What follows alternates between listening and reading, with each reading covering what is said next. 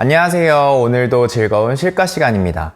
여러분, 지난 시간에는 수송수단의 기본 요소에 대해서 알아봤었죠. 다시 한번 이야기해보면 수송수단은 힘을 내거나 힘을 전달하는 구동장치, 방향을 바꾸는 조향장치, 속도를 줄이거나 멈출 수 있게 하는 제동장치가 수송수단의 기본 요소에 해당합니다. 오늘은 우리가 직접 수송수단 모형을 구상하고 제작해 보도록 하겠습니다. 자, 오늘 활동 순서는 먼저 아이디어를 구상하고 스케치를 한 후에 구상도를 그리고 직접 제작하고 마지막으로 평가해보는 단계로 진행을 할 거예요.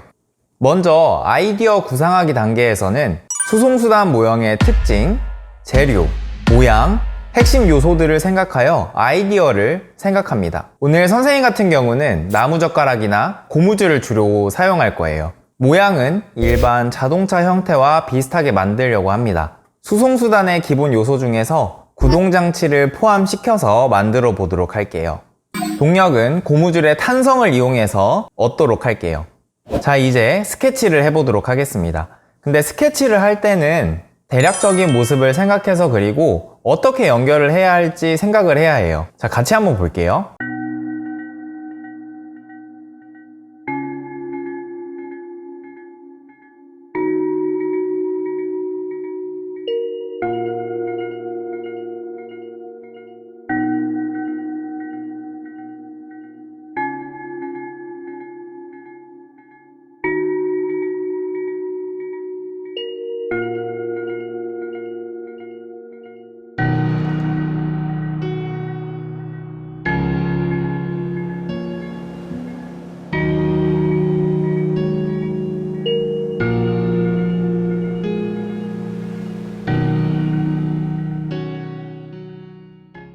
자, 이제 제대로 된 구상도를 그려보도록 하겠습니다.